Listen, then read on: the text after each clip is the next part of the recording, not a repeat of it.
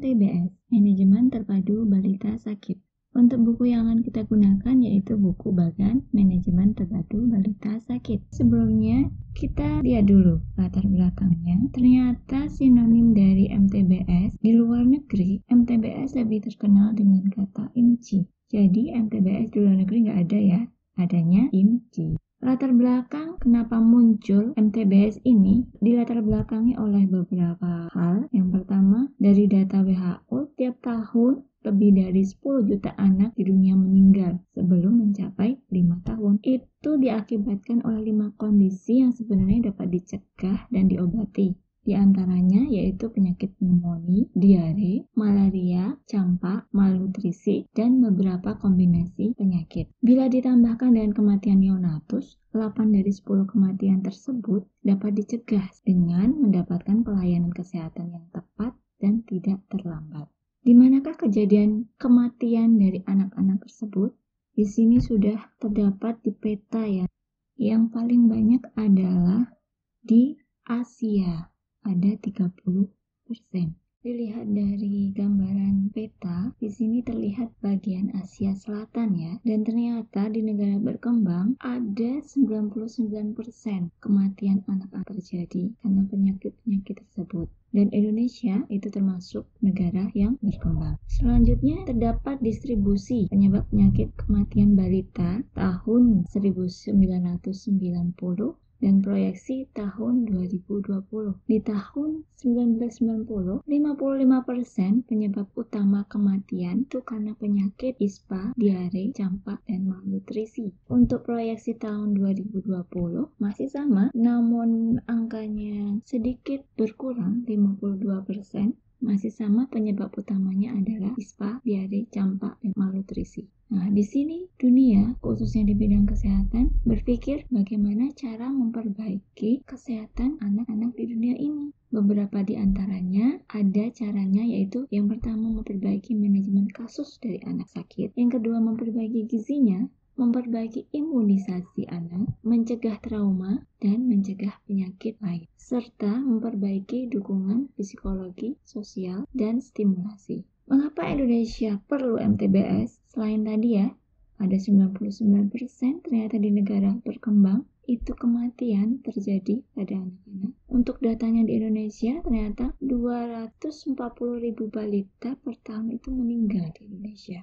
3/4 balita itu meninggal dan hampir 2/5 bayi meninggal karena pneumonia, diare, malaria, dan penyakit-penyakit lain yang dapat dicegah dengan imunisasi serta gangguan gizi kombinasi. Kemudian 3 dari 4 anak yang berobat ke fasilitas kesehatan menderita salah satu dari penyakit tersebut, salah satu atau lebih. Kemudian juga terdapat balita yang sering overlapping gejala. Jadi overlapping gejala ini disebabkan karena menderita lebih dari satu penyakit. Oleh karena itu, kita, Indonesia, sangat membutuhkan MTBS. Apa itu MTBS? Yaitu pendekatan yang terpadu dalam tata laksana balita sakit yang datang berobat ke pelayanan fasilitas rawat jalan, bukan rawat inap. Pelayanan kesehatan dasar, dan ini masih dasar, meliputi upaya kuratif terhadap penyakit pneumonia, diare, campak, malaria, infeksi telinga, malnutrisi, dan upaya promotif dan preventif yang meliputi imunisasi, pemberian vitamin A, dan konseling pemberian makanan. Hal ini bertujuan untuk menurunkan angka mortalitas kematian bayi serta menekan angka morbiditas, angka kesakitan.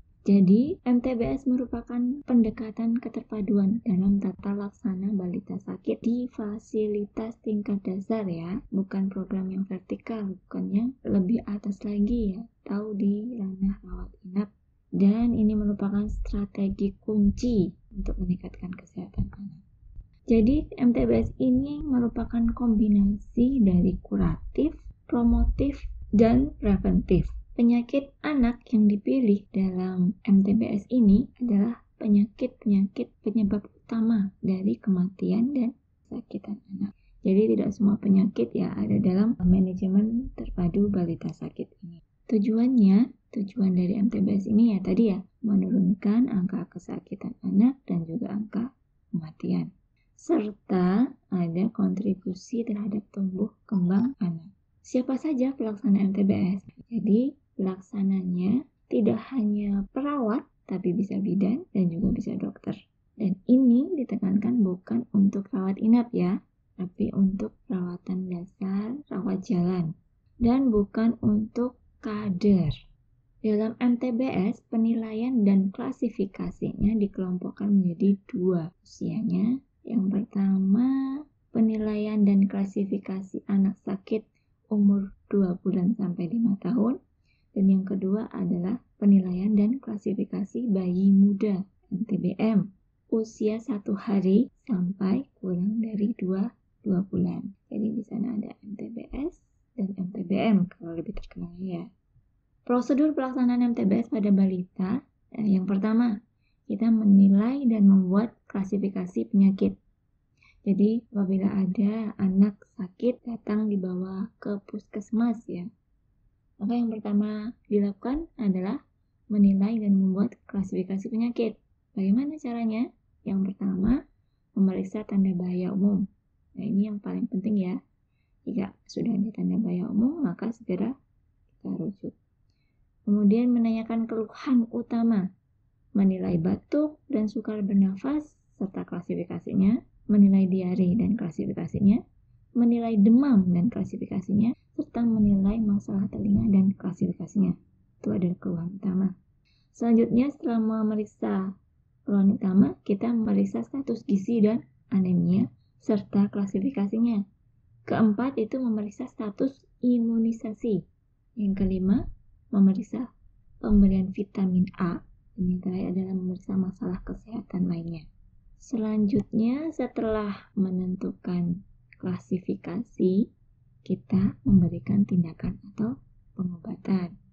Jadi langkahnya adalah bisa merujuk anak tergantung klasifikasi yang kita dapat, kemudian memberikan obat yang sesuai, mengajari ibu cara memberikan obat di rumah, mengajari ibu cara mengobati infeksi lokal di rumah. Ini biasanya untuk bayi muda ya. Kemudian nasihat perawatan di rumah tanpa obat, serta meningkatkan kesehatan anak. Setelah melakukan pengobatan, kita memberikan nasihat ibu. Apa saja yang diberikan kepada ibu nasihatnya? Yaitu menilai cara pemberian makan anak dulu. Setelah itu, anjurkan pemberian makan selama sakit dan sehat. Menasihati ibu tentang masalah pemberian makan. Meningkatkan pemberian cairan selama sakit. Menasihati ibu kapan harus kembali. Dan menasihati ibu tentang kesehatannya sendiri. Selanjutnya, pemberian pelayanan tindak lanjut. Dalam pelayanan tindak lanjut ini, menentukan tindakan dan pengobatan saat anak datang atau kunjungan pulang. Selanjutnya kita bahas terkait pelaksanaan balita usia 2 bulan sampai 5 tahun. Lebih rinci ya, lebih rinci dari langkah-langkah dalam penata laksanaan balita. Jadi yang pertama memeriksa tanda-tanda bahaya umum. Apa saja tanda bahaya umum? Ini harus kita hafal ya. Apa saja tanda bahaya umum? Yang pertama, apakah anak bisa minum atau menetes atau menyusu? Apakah anak memuntahkan semua makanannya? Apakah anak kejang? Apakah anak letargis atau tidak sadar? Ini adalah tanda bahaya umum, ada 4 ya. Selanjutnya, tadi setelah menilai atau memeriksa tanda bahaya umum, kita menanyakan keluhan utama. Dia apakah ada anak batuk, apakah anak diare, apakah anak demam, dan apakah anak mempunyai masalah telinga. Selanjutnya, memeriksa status gizi dan anemia, dan memeriksa klasifikasi masalah dan penata laksanaan. Tadi usia untuk balita 2 bulan sampai 5 tahun. Selanjutnya, penata laksanaan balita usia 1 hari sampai dengan kurang dari 2 bulan. Jadi, ketika bayi balita datang, maka yang diperiksa yang pertama adalah memeriksa tanda bahaya umum. Memeriksa apakah anak kejang, apakah mengalami gangguan nafas, apakah terdapat hipotermi, apakah terdapat infeksi bakteri, apakah ada ikterus, apakah ada gangguan saluran cerna, apakah bayi diare, apakah berat badan rendah atau ada masalah pemberian ASI. Selanjutnya, identifikasi atau klasifikasi masalah dan penata laksanaan. Setelah diidentifikasi, maka ditentukan apakah perlu dirujuk segera, apakah perlu dirujuk segera tetapi tidak memungkinkan, apakah tidak perlu dirujuk, dan atau cukup dengan konseling ibu saja. Baiklah, kita akan belajar dari contoh kasus ya.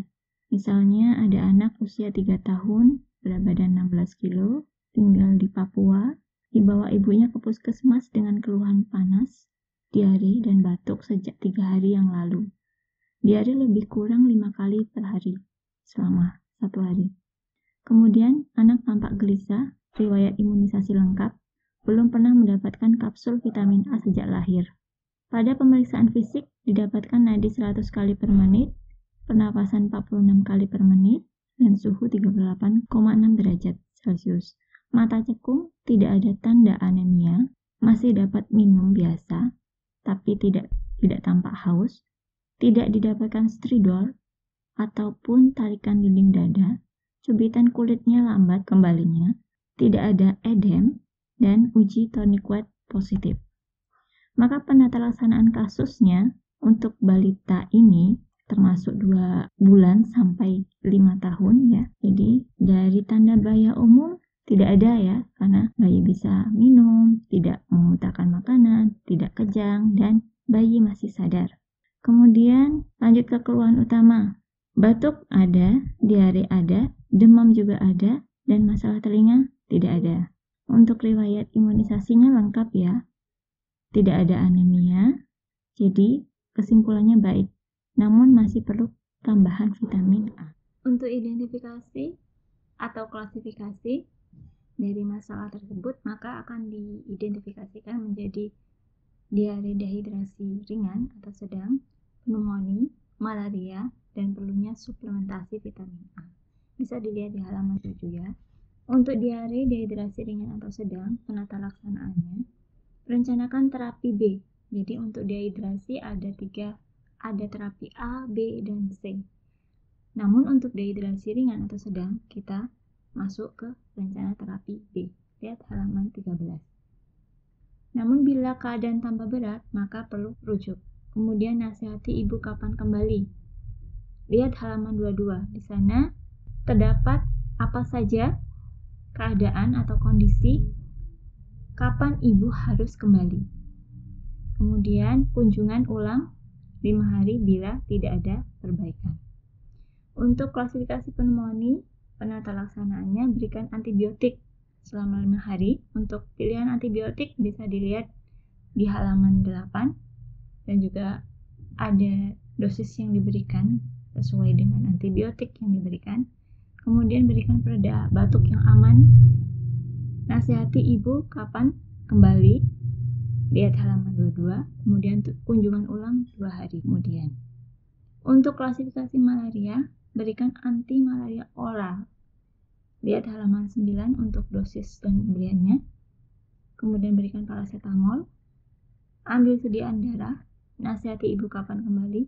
Kunjungan ulang 2 hari jika tetap demam. Dan jika demam tiap hari selama 7 hari, maka anak harus dirujuk. Kemudian berikan suplementasi vitamin A. Langkah-langkah menggunakan bagan MTBS. Jadi ada 2 formulir yang akan kita gunakan sesuai dengan usia dari anak. Jadi untuk usia 2 bulan sampai 5 tahun kita lihat contoh formulirnya yang akan kita isi. Nah, di sini formulirnya pertama akan ada tanggal kunjungan, nama, jenis kelamin, berat badan, tinggi badan atau panjang badan, suhu, dan keluhan utama apa. Setelah juga kunjungan, apakah ini kunjungan pertama atau kunjungan ulang. Kemudian untuk penilaiannya masih sama ya, jadi ada tanda bahaya umum, kemudian keluhan apakah ada batuk, diare, demam, apa anak sakit campak, kemudian masalah telinga, dinilai status gizi juga, anemia, dan imunisasi. Kemudian juga masalah lain, penilaian terkait pemberian makan. Kemudian untuk yang MTBM, untuk anak usia atau bayi usia 1 hari sampai kurang dari 2 bulan, formulirnya tetap sama ya. Pertama, tanggal kunjungan tetap dicantumkan nama bayi, jenis kelamin, nama orang tua, umur, berat badan, suhu, keluhan utama apa, kunjungan pertama atau kunjungan ulang. Kemudian penilaiannya, memeriksa kemungkinan penyakit sangat berat atau infeksi bakteri, memeriksa hipotermi, kemudian diare, apakah ada etirus juga, kemudian memeriksa kemungkinan berat badan rendah atau masalah pemberian ASI. Status imunisasi juga ditanyakan, atau juga ada keluhan lain atau ada masalah ibu. Tahap yang terakhir adalah sangat diperhatikan kapan kunjungan ulang. Selanjutnya kita lihat secara rinci bagaimana pengisian dari formulir balita sakit umur 2 bulan sampai 5 tahun. Untuk pengisiannya bisa di checklist dan dilingkari. Untuk nama bisa ditulis, jenis kelamin bisa dilingkari, umur, berat badan, tinggi badan, suhu, keluhan, itu bisa ditulis, dan apakah kunjungan pertama bisa di checklist jika memang kunjungan pertama. Untuk penilaian pertama, tanda bahaya umum. Jika memang ada tanda-tanda dari keempat tanda ini, maka bisa dilingkari. Jika tidak, maka tidak perlu dilingkari dan diklasifikasi di checklist tidak. Kemudian untuk keluhan batuk atau suka bernapas, jika memang ada gangguan nafas cepat, maka dilingkari. Ditulis berapa kali, hitung nafasnya per menit. Kemudian untuk anak bila memang ada sukar bernapas, checklist iya. Jika tidak, checklist tidak. Klasifikasi, jika memang dia sudah 2 hari batuk dan nafasnya 58 kali per menit, berarti masuk nafas cepat, maka bisa diklasifikasikan pneumonia. Untuk klasifikasinya kita bisa lihat halaman 2 nih. Jadi untuk klasifikasinya ada pneumonia berat, pneumonia, dan batuk bukan pneumonia. Nah, untuk pneumonia ini, ini untuk tindakannya ya. Ada pemberian antibiotik, kemudian pelega tenggorokan, obat wheezing bila ada, rujuk bila lebih dari 14 hari batuknya, kemudian nasihati kapan kembali, dan kunjungan ulang 2 hari. Untuk keluhan diare, sama bisa dilingkari untuk tanda-tanda yang terdapat pada balita. Misalnya ini diklasifikasikan menjadi diare, dehidrasi ringan. Kemudian untuk klasifikasi diarenya, diare persisten berat. Bagaimana untuk penata laksanaannya? Kita lihat halaman 3. Nah, di sini untuk klasifikasi diare sendiri ada 3, yaitu diare dehidrasi berat, diare dehidrasi ringan atau sedang, diare tanpa dehidrasi. Dari kasus kita dapatkan bahwa masuk dalam klasifikasi diare dehidrasi ringan atau sedang, karena terdapat 2 atau lebih tanda-tanda yang masuk dalam diare dehidrasi ringan atau sedang. Kemudian jika diare lebih dari 14 hari, maka masuk ke klasifikasi 3 juga, diare persisten berat, diare persisten, dan disentri jika ada darah dalam tinja. Nah, untuk kasus ini masuk diare persisten berat. Di sini terlihat untuk tindakannya ya, bisa kalian baca. Untuk klasifikasi demam sesuai dengan kasus, jika memang terdapat dari resiko tinggi ya, maka bisa diklasifikasikan malaria karena RDT-nya positif. Apa saja penata laksanaannya? Kita lihat. Jadi untuk malaria, jika itu termasuk dari daerah yang tinggi endemis ya, maka diklasifikasikan penyakit berat dengan demam, malaria. Demam mungkin bukan malaria. Namun jika tidak berada pada daerah endemis dan tidak ada riwayat bepergian ke daerah endemis, maka diklasifikasikan penyakit berat dengan demam dan demam bukan malaria. Untuk kasus ini diklasifikasikan menjadi malaria. Obat yang akan diberikan berupa malaria, paracetamol, kemudian kunjungan ulang 3 hari, nasihati kapan kembali, kemudian rujuk bila demam berlanjut sampai 7 hari. Untuk selanjutnya terkait campak ya. Jika ada luka di mulut, maka cukup diklasifikasikan campak dengan komplikasi pada mulut. Kemudian bagaimana penata laksanaannya? Nah, di sini. Penata laksanaannya bisa beri vitamin A. Kemudian jika ada luka di mulut, oleskan antiseptik mulut anak. Jika anak gizinya buruk, beri vitamin A. Dan kunjungan ulang 3 hari. Untuk klasifikasi demam berdarah, jika ada bintik perdarahan di kulit dan tonic-clot positif, maka masuk ke DBD. Untuk penata laksanaannya, untuk DBD ini diklasifikasikan 3, demam berdarah dengue, mungkin DBD, mungkin demam, mungkin bukan DBD. Untuk kasus ini dia masuk DBD. Jadi di sini untuk penata laksanaannya terkait shock yang mungkin akan terjadi ya. Jika shock maka apa yang diberikan, jika tidak shock maka apa yang diberikan. Kemudian penilaian terkait masalah telinga. Misalnya jika memang ada masalah telinga, ada nyeri telinga bisa dilingkari, ada pembekakan nyeri di belakang telinga bisa dilingkari, maka bisa diklasifikasikan mastoiditis. Bagaimana penata laksanaannya? Kita bisa lihat untuk mastoiditis bisa diberikan antibiotik dan paracetamol dan harus dirujuk segera. Spesialis ya tentunya. Kemudian untuk penilaian selanjutnya adalah status gizi. Nah, ini untuk menentukan status gizi kita bisa melihat grafik di berat badan menurut panjang badan atau tinggi badan. Jadi nanti bisa dilihat apakah kurang dari min 3 standar deviasi atau di antara min 3 dan min 2 standar deviasi, atau kurang dari atau di antara min 2 dan plus 2 standar deviasi. Setelah itu, jika memang dalam kasusnya kurang dari min 3 standar deviasi, bisa diklasifikasikan gizi buruk tanpa komplikasi. Bagaimana penata laksanaannya? Kita lihat di sini. Bisa berikan antibiotik selama 5 hari, vitamin A dosis pertama yaitu 100.000 IU ya. Cegah gula tidak turun, hangatkan badan, rujuk untuk penanganan gizi buruk, nasihati kapan segera kembali, dan kunjungan ulang 7 hari. Terus selanjutnya penilaian anemia. Jika memang tidak ada, bisa diklasifikasikan tidak anemia. Kita lihat halaman 8 di sini. Untuk klasifikasinya bisa anemia berat, anemia, atau tidak anemia.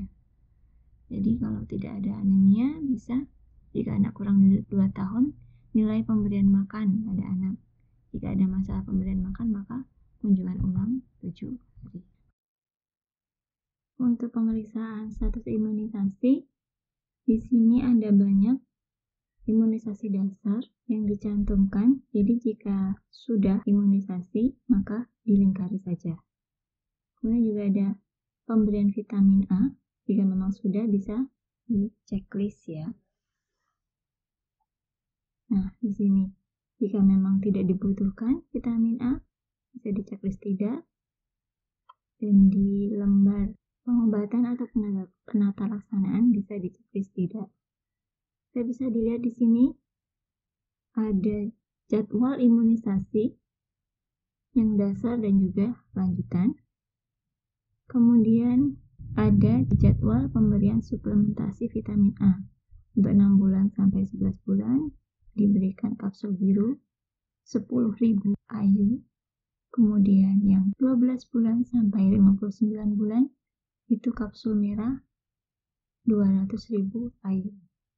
Jika seseorang anak belum mendapatkan 6 bulan terakhir, berikan 1 dosis sesuai umur. Nah, untuk yang terakhir menilai keluhan lain, bisa dinilai pemberian makanannya. Jika anak kurus atau anemia atau umur kurang 2 tahun dan tidak akan dirujuk segera. Jadi bisa dinilai ya pemberian ASI atau makannya. Nah, untuk yang terakhir ada kapan kunjungan ulang bisa ditulis. Nah, menulis kunjungan ulang ini, tulis kunjungan ulang yang paling cepat atau segera. Nah, di sini ada rangkuman dari beberapa identifikasi atau masalah, berapa hari harus kunjungan ulang, kemudian kapan harus kembali segera.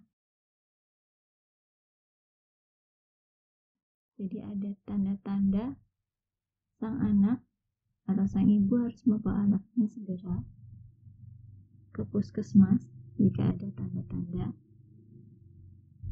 Misalnya, siapapun anak yang sakit, jika ada tanda tidak mau menyusu atau tidak bisa minum, sakit bertambah parah dan timbul demam, maka anak harus segera kembali ke puskesmas. Kemudian untuk batuk, jika nafasnya cepat dan sukar bernafas, harus kembali segera. Untuk diare, jika diare bercampur darah dan malas minum, maka harus kembali segera. Kemudian untuk yang formulir bayi muda, ini sama saja ya, untuk awalnya bisa ditulis atau dilingkari. Nah, untuk kasus ini cuma ada tanda pustul di kulit, maka bisa diklasifikasikan infeksi bakteri lokal. Coba kita lihat halaman 5. Di sini untuk kemungkinan penyakit sangat berat atau infeksi bakteri bisa diklasifikasikan penyakit sangat berat atau infeksi atau bakteri berat. Kemudian infeksi bakteri lokal mungkin bukan infeksi. Jika sesuai kasus klasifikasinya infeksi bakteri lokal, maka diberikan salep atau tetes mata antibiotik jika mata bernanah. Ajar ibu mengobati infeksi lokal di rumah. Kemudian lakukan asuhan dasar bayi muda. Kemudian nasihati kapan segera kembali. Kemudian kunjungan ulang 2 hari. Asuhan dasar bayi muda sudah dijelaskan ya dalam buku Bagan MTBS ini, bisa dicari. Kemudian selanjutnya untuk menilai diare, sama seperti MTBS untuk usia 2 bulan sampai 5 tahun ya, diklasifikasikan dehidrasinya. Selanjutnya untuk menilai ikterus atau kuning, jika bayi ditemukan ikterus, maka bisa ditemukan adanya kuning lebih dari 24 jam namun kurang dari 14 hari, dan kuning tidak sampai telapak tangan atau kaki. Bisa diklasifikasikan ikterus. Untuk pengobatannya, lakukan asuhan dasar bayi muda, menyusu lebih sering, nasihati kapan segera kembali, dan kunjungan ulang 1. Selanjutnya, memeriksa kemungkinan berat badan rendah dan atau masalah pemberian ASI. Kita lihat di halaman 39. Jadi diklasifikasikan berat badan rendah menurut umur dan atau masalah pemberian ASI. Kemudian berat badan tidak rendah menurut umur dan tidak ada masalah pemberian ASI. Selanjutnya memeriksa vitamin K1 jika sudah ditandai checklist.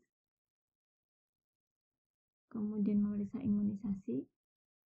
Kemudian memeriksa masalah keluhan lain dan juga masalah keluhan ibu. Untuk kunjungan ulang untuk bayi muda ini jadi agak berbeda karena klasifikasinya juga berbeda ya. Jadi ini bisa dilihat berapa hari harus kunjungan ulang sesuai dengan klasifikasinya. Baiklah, sampai di sini pertemuan kali ini. Selamat belajar terkait MTBS. Terus semangat dan Assalamualaikum.